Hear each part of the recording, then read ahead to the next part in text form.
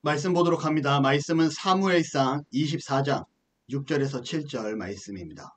사무엘상 24장 6절에서 7절 말씀 제가 봉독하여 드리도록 합니다.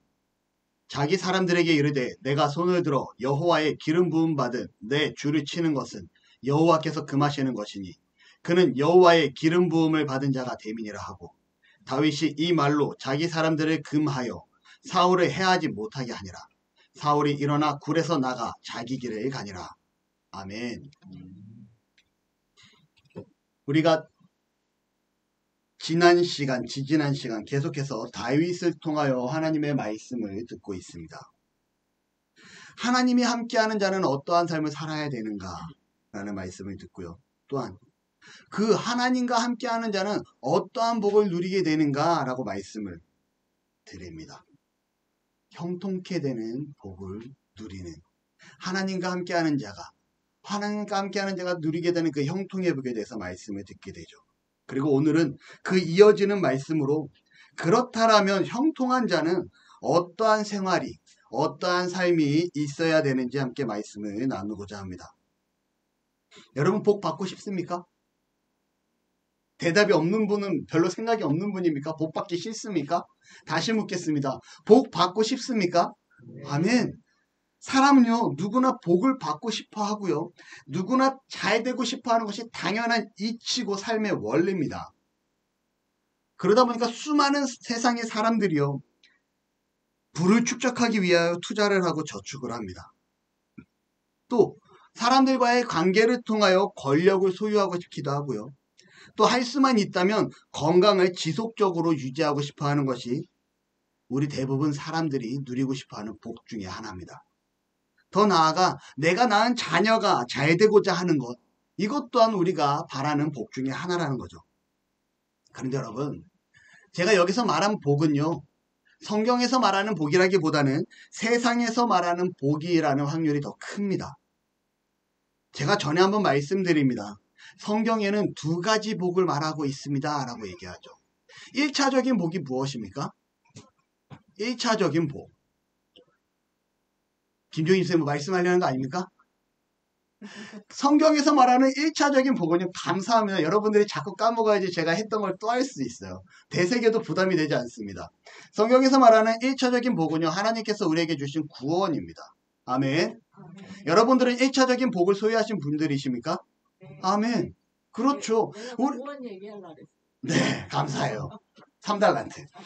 여러분 1차적인 복은 우리에게 허락된 구원입니다. 우리는 죽을 수밖에 없는 저 지옥에 갈 수밖에 없었던 인생에서 저 영원한 기쁨과 즐거움과 만족함이 있는 저 하나님 곁에서 살아갈 수 있는 천국을 소망한 복받은 자들이라는 거죠.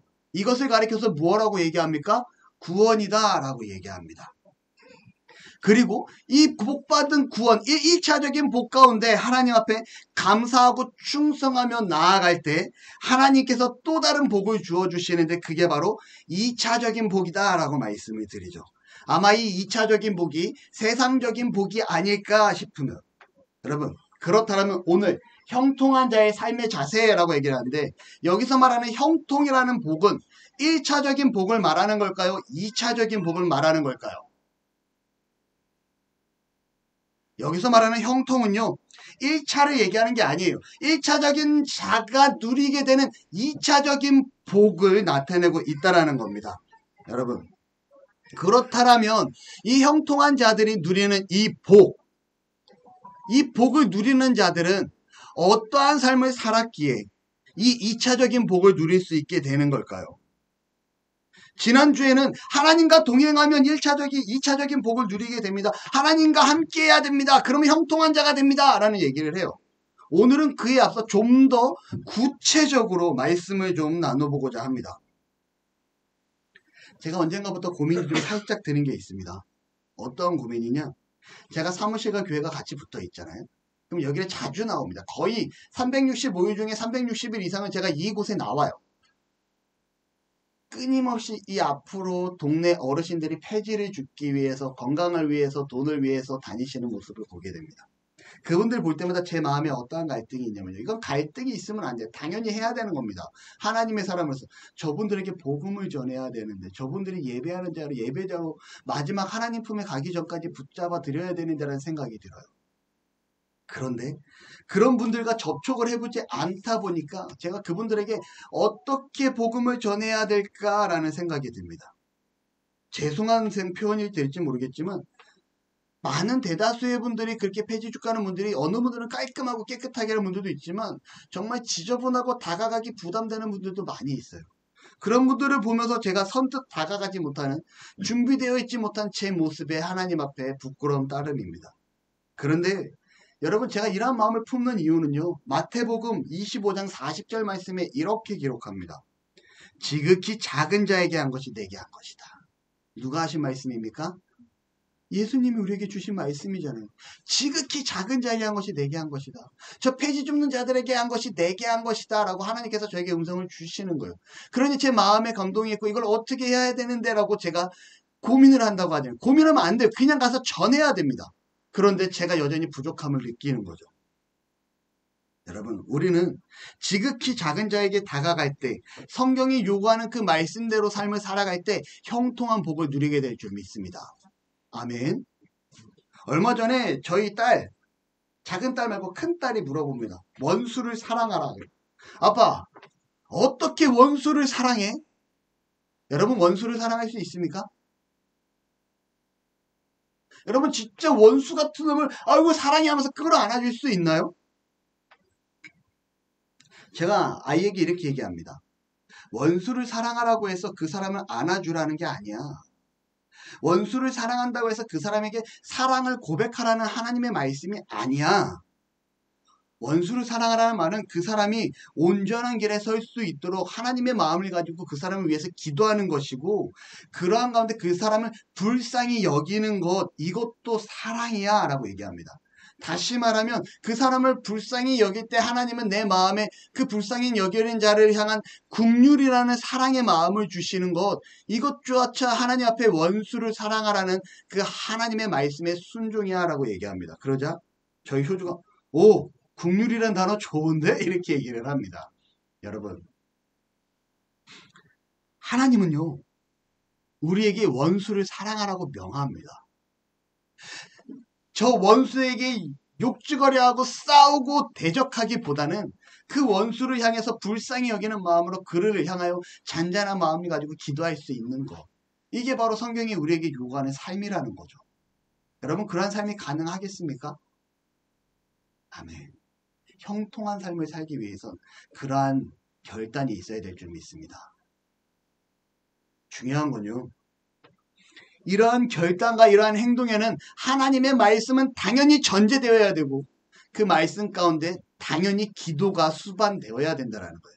기도하지 아니하면 내가 저 사람을 향하여 작은 자에게 베풀라는 예수님의 음성이 느껴지지도 않을 뿐더러 원수를 사랑하라 하는 그 긍휼한 마음이 내 마음에 생기지도 않는다라는 거죠.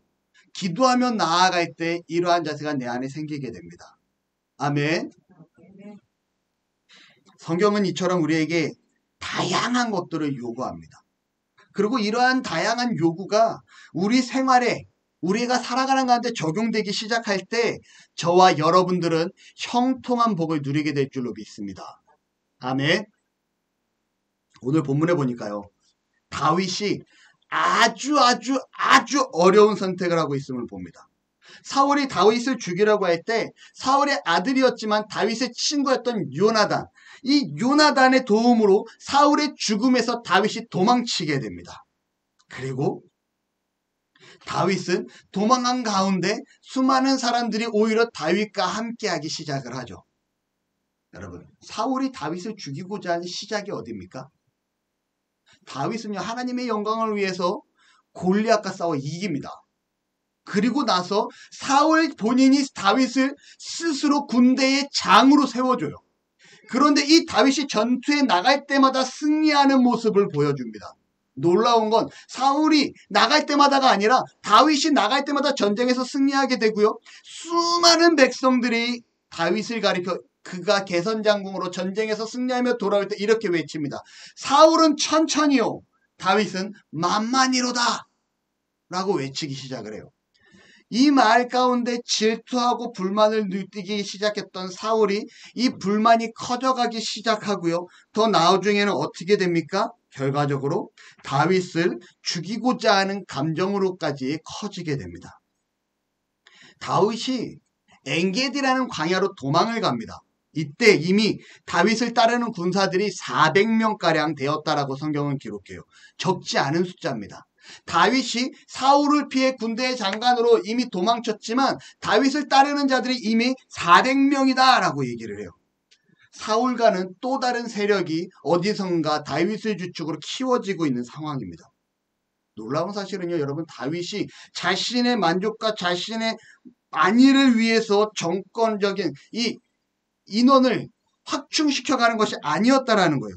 자신의 세력을 키워간 이유가요, 환난당한 자, 빚진 자, 원통한 자들이 다윗을 따랐다라고 성경은 기록합니다. 다시 말하면 사울왕의 정권에서 환난당하고 빚지고 원통한 자들이 어떻게 합니까? 바로 이 소외된 자들이 사울 왕에게 다가오면, 아니 다윗에게 함께하는 모습을 보여주고 있었다라는 거죠.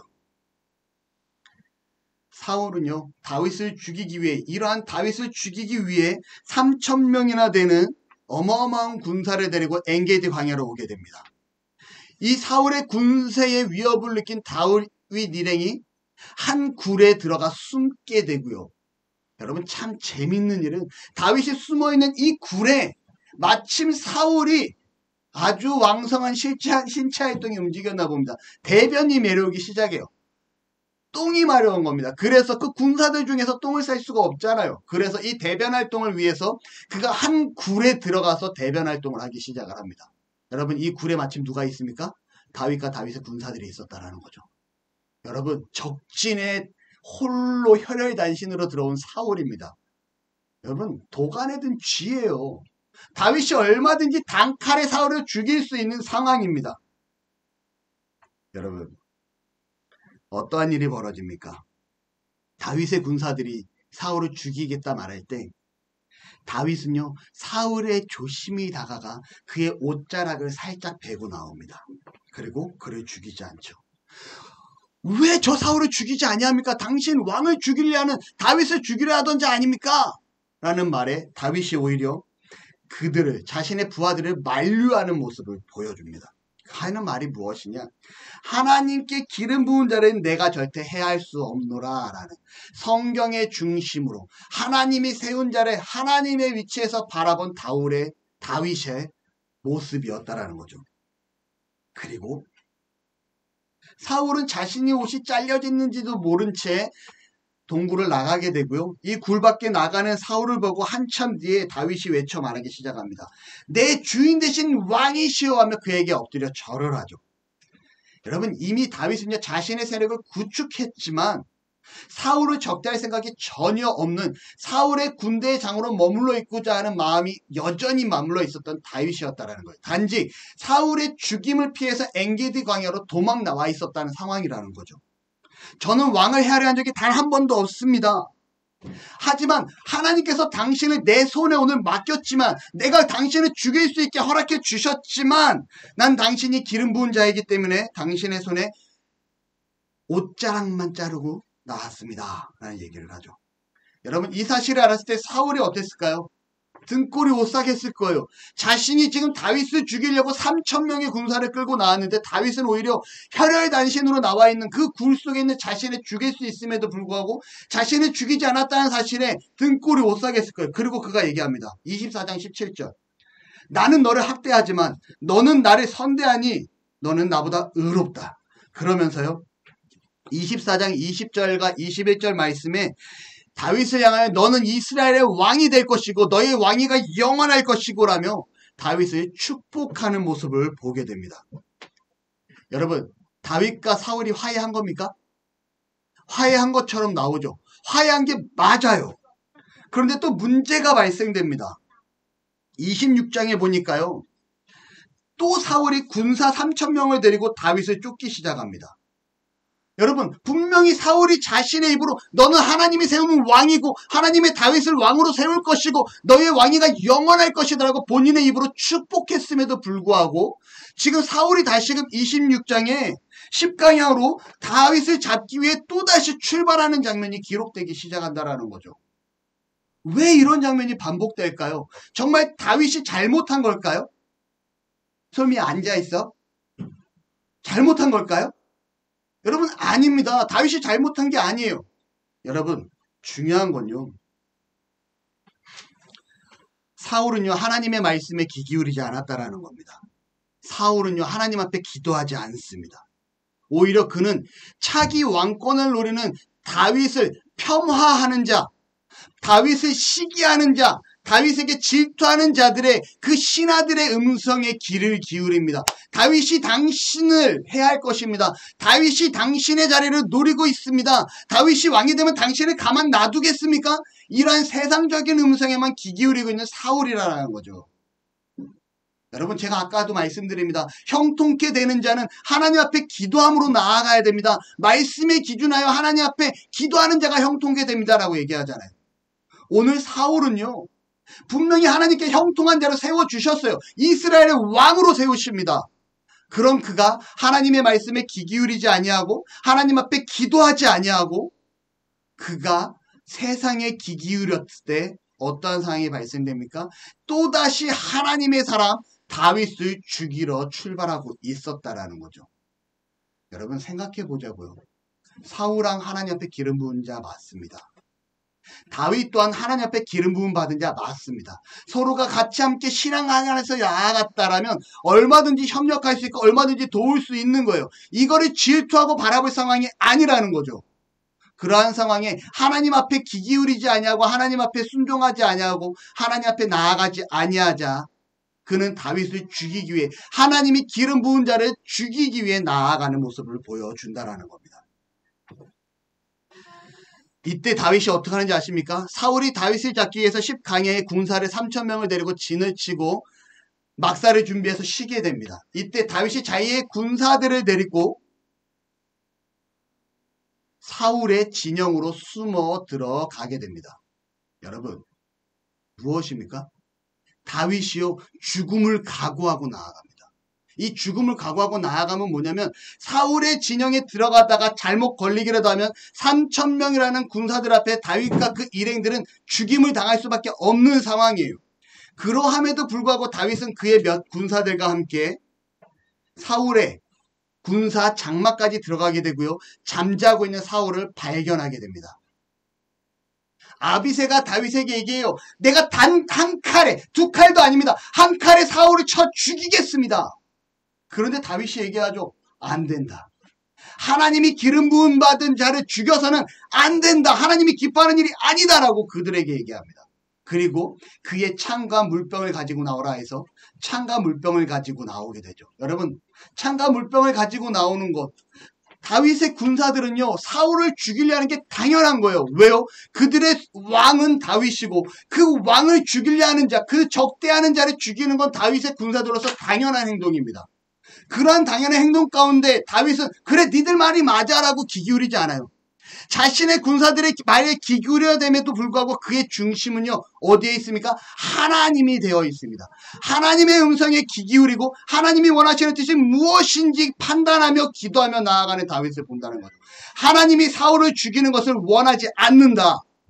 그러니 경고만 하여라. 창과 물병을 들고 나옵니다. 여러분, 놀라운 사실은요, 창과 물병을 가지고 나올 때 하나님이 기뻐하는 일을 하고 있는 다윗이잖아요. 하나님이 하지 말라 하는 일을 하지 않고 있는 다윗이잖아요.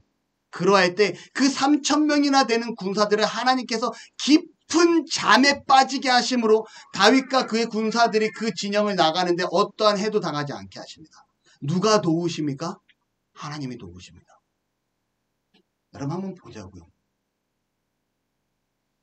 다윗은요, 골리앗과의 싸움에 있을 때 절대 승리할 수 없는 전투였어요.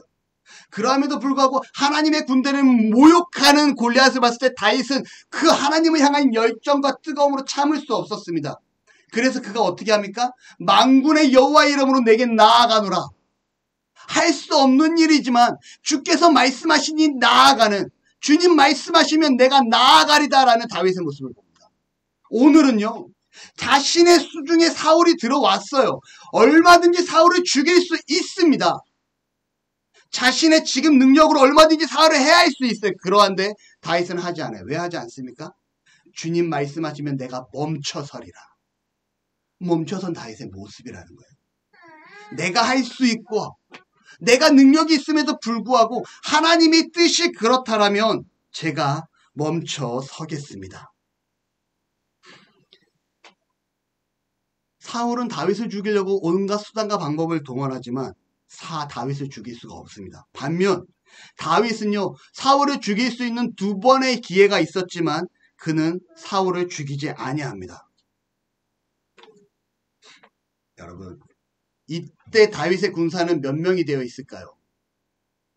아까 400명에서 600명으로 성장하고 있는 내용을 성경을 통해서 보게 됩니다. 여러분 한번 생각해 보자고요. 다윗은 하나님의 말씀에 순종함을 통하여 사울을 죽이지 아니합니다. 주께서 설하시면 내가 멈춰서리라라는 이 찬양의 가사처럼 다윗이 주께서 멈춰라 했기 때문에 그가 멈춰서고 사울을 죽이지 아니합니다. 그런데 심리적인 갈등이 없었을까요? 여러분 다윗이 얼마나 힘들었겠습니까? 그 사울 밑에서 툭하면 자기에게 창을 던져서 죽이려고 하고 툭하면 자기를 쫓아서 죽이려고 했던 이 사울왕, 그 밑에서 이스라엘의 장으로 살아간다는 게, 군사로 살아간다는 게 쉬웠겠냐고요. 이제는 다윗도 충분히 이스라엘의 왕이 될 수 있는 조건을 갖춥니다. 그를 따르는 자가 이미 600이라는 군사가 있습니다. 그 군사들을 데리고 얼마든지 왕으로 전쟁을 벌여 승리할 수 있는, 그가 새로운 왕자의 자리를 취할 수 있는 조건이 갖춰졌다라는 거죠. 이러한 유혹 앞에 사울을 죽이기만 하면 그는 예루살렘으로 들어갈 수 있습니다. 그는 더 이상 도망자 생활을 하지 않아도 되는 거예요. 죽이기만 하면 끝납니다. 내 인생이 파란만장하게 펼쳐질 수 있는 청사진이 그려지는 상황이에요. 그런데 하나님은 멈춰서라는 거죠. 하나님이 기뻐하지 않는다라는 거죠. 아니 하나님, 나 이거 사울만 죽이면 알잖아요. 저 사람이 나에게 어떻게 했는지. 저 한 사람만 죽이면 내가 아주 쉽게, 내가 지금 하나님이 말씀하신 이스라엘의 왕이 될 수 있습니다. 그런데 왜 어렵고 힘들게 돌아가게 하시는 겁니까? 왜 멈춰서라 하시는 겁니까? 여러분 심리적 갈등이 없겠습니까? 모든 것을 다 만들어 놓은 상황에 정말 그 한 가지만, 어찌 보면 사울을 죽이는 게 활용정점이에요. 용을 그려놓고 마지막에 그 눈동자 하나를 찍는 행위로 완성되는 용의 모습처럼 사울만 죽이면 다윗의 왕권이 한 방에 완성되는 시나리오가 펼쳐집니다. 다윗은 하지 않아요. 다윗은 멈춰섭니다. 왜요? 그는 하나님과 함께하는 자였습니다.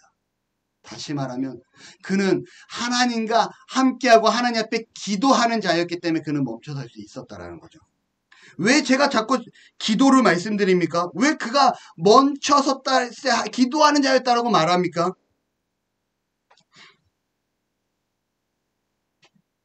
다윗이요, 어떠한 모습을 보이냐면요, 블레셋과 전쟁을 나가는 가운데 다윗이 도망 나와 있는 400의 군사를 데리고 있는 상황입니다. 엔게디 광야로 도망 나와 있는 상황이에요.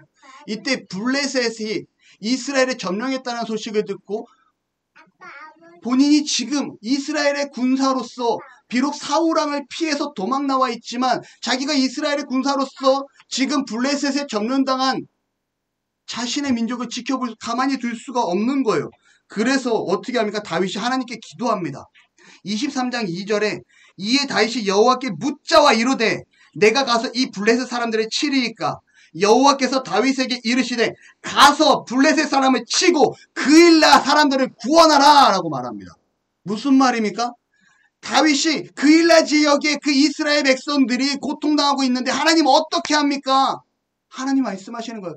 네가 나아가서 그들을 구원해라. 네가 비록 지금 도망자 신세지만 내가 너와 함께 할 테니 전쟁을 벌이고 그들과 승리하여 그 백성들을 구원해라 라는 하나님의 말씀을 듣게 됩니다. 다윗이 기도함으로 나아가요. 31장에 사울 왕과 그의 씨가 모두 말라 죽게 됩니다. 전쟁 가운데. 여러분, 왕이 죽었습니다. 예루살렘을 지키고 있던 왕이 죽었어요. 어떠한 상황이에요? 이제 다윗은 예루살렘으로 올라가기만 하면 쿠데타를 진행시키기만, 이건 쿠데타도 아니에요. 그냥 자연적으로 자신이 왕위로 올라설 수 있는 상황입니다. 수많은 사람들이 다윗이 인정하는 상황이에요. 발랑구사 몇몇만 죽이면 되는 상황이에요. 다윗이 어떻게 하는지 아십니까? 사울왕이 죽자 하나님 앞에 기도합니다. 하나님, 내가 왕이 되기 위하여 어디로 가야 합니까? 그런데 하나님께서 예루살렘으로 가라 하지 않아요. 헤브론으로 가라고 합니다. 이스라엘 변방입니다. 다윗은요, 하나님의 말씀에 순종해서 이스라엘 변방으로 갑니다. 여러분, 다윗이 미련한 겁니까? 다윗이 어리석은 자입니까? 아니라는 거죠. 그는요, 하나님과 함께하는 자였습니다. 그 하나님과 함께하고 그가 그토록 하나님의 말씀에 충성하며 나아가자 놀라운 일이 벌어집니다. 이스라엘의 왕으로 올라섰던 자들이 다 살해되고요. 나중에는 다윗이 예루살렘의 장로들의 청빙에 의해 이스라엘의 왕으로 서게 됩니다. 다시 말하면 어떠한 전쟁도 벌이지 아니하고 그들의 요청으로 인해 헤브론 왕이 우리 예루살렘의 왕이 되시기 원합니다라는 추대를 받게 되죠. 누가 만드신 일입니까? 하나님이 만드신 일. 헤브론에서 다윗이 7년 6개월 왕으로 있었고 예루살렘에서 33년 동안 왕위에 머물게 됩니다. 여러분, 우린 이 말씀을 보면서 무엇을 생각해야 되느냐? 형통한 자는, 잘 되어지는 자는 내 생각, 내 방법, 내 계획대로 나가고자 하나님과 대적하고 하나님과 조율하고 하나님과 정하는 것이 아니라 하나님의 말씀에 순종하며 내 계획을 내려놓고 내 방법은 때론 내려놓고 하나님의 뜻대로 순종하며 나아가는 것, 이게 바로 형통하는 가장 최선의 방법이심을 기억하시기 바랍니다. 여러분, 다윗이 왕으로 살아요. 우리 지난 금요예배 때 말씀이 뭡니까? 요셉입니다. 여러분, 요셉이요, 굴 속에서 죽게 될 상황에서 이스마엘 상인한테 팔리고 그 종된 신분에서 애굽의 보디발 장군의 집에 팔려가 종으로 살다가 그곳에서 열심히 하자 그 집안 총무가 됩니다. 그 모함으로 인하여 다시금 감옥에 갇히게 되고 감옥의 죄수들을 오히려 관리하는 간수장 밑에서 일을 보는 죄수로 살게 됩니다. 그곳에서 또 그가 최선을 다하자 다시금 애굽의 총리 대신으로 올라가는, 여러분, 형통한 자는요, 하나님 앞에 순종하고 하나님의 말씀대로 나아갈 때, 하나님 앞에 기도함으로 나아갈 때 형통하는 은혜가 있을 줄로 믿습니다. 때로는 세상의 방법이 더 형통할 것 같아요. 다윗도 어떻습니까? 사울 한 번만 죽이면 바로 형통의 길로 갈 것 같잖아요. 이스라엘로 바로 진격하면 바로 예루살렘의 왕이 되잖아요. 그런데 그는 기도함을 통해서 사울을 죽이지 않습니다. 미련한 방법 같은데 이게 지혜로웠던 방법이라는 거죠. 그는 이스라엘로 다이렉트로 가서 예루살렘의 왕이 되었을 텐데 그는 하나님의 말씀대로 헤브론으로 갑니다. 왜냐하면 사울을 따르던 자들과 전쟁을 벌여야 되는 상황이잖아요. 하나님의 말씀대로 헤브론에 가서 순전하게 왕이 되고 그곳에서 나중에 이스라엘 장로들의 추대로 인하여 예루살렘의 왕이 됩니다. 형통케 되는 자는 하나님의 뜻에 순종하며 나아갈 때 형통케 됩니다.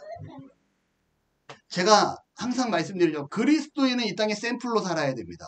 어떠한 샘플입니까? 세상 사람들이 바라봤을 때, 세상 사람들의 기준에 봤을 때 저 사람 예수를 믿어서 잘 되는 거야. 저 사람 예수를 믿어서 하는 일이 잘 풀리는 거야. 저 사람 예수를 믿어서 저렇게 승승장구하는 거라고 우리는 샘플로 드러나야 된다는 거죠. 그런데 그 승승장구하는 사람의 이 중심엔 누가 있는 겁니까? 하나님이 있다라는 거죠. 세상의 방식으로 나아가지 아니하고 하나님의 방식으로 나아갔을 때 그 사람이 승승장구하게 됩니다. 우리가 그러한 은혜가 있어야 돼요. 여러분, 교회 장로가 됐는데 가난하다? 제가 교회 장로면 부자야 돼! 이건 아니에요. 교회 장로 시계나 됐는데 가난하다? 문제가 있는 거예요. 왜요? 하나님 앞에 충성하며 말씀대로 나아가고자 하는 모범이 돼야 되는 장로가 잘 되어지지 않고 있다? 뭔가 자신의 삶을 돌아봐야 되는 겁니다. 교회의 안수집사 정도 됐는데 뭔가 내가 힘든 삶을 살고 있다. 고통고 어렵고 찌질하게 죄송합니다. 찌질하게 뭔가 좀 외로운 삶을 살고 있다. 돌아봐야 되는 거예요. 샘플로서 직분이 지켜진 사람들이잖아요. 그렇다면 어느 정도 사회적인 지위와 어느 정도 사회적인 재산과 이런 걸 누려야죠. 왜요? 하나님 앞에 형통한 자는 이런 자를 반드시 누려야 되는 게 맞습니다. 그게 성경의 원리예요.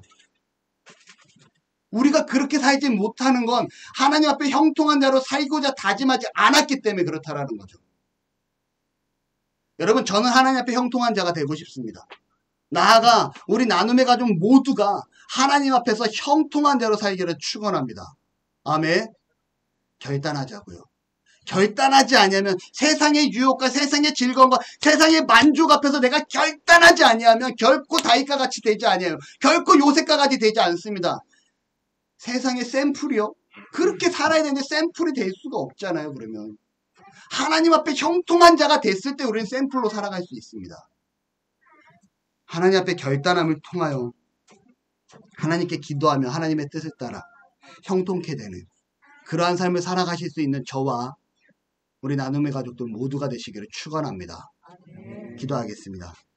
할렐루야. 하나님 참으로 감사합니다. 사랑합니다. 우리 나눔의 가족들 기억하여 주시고 온전히 하나님 앞에 기쁨이 되게 하시며 무엇보다 하나님의 말씀에 순종하며 하나님 앞에 기도함으로 결단함을 통하여 이 세상 가운데 형통의 복을 누리게 되는 은혜가 있을 줄로 믿사오니 하나님 주장하시고 역사하여 주옵소서.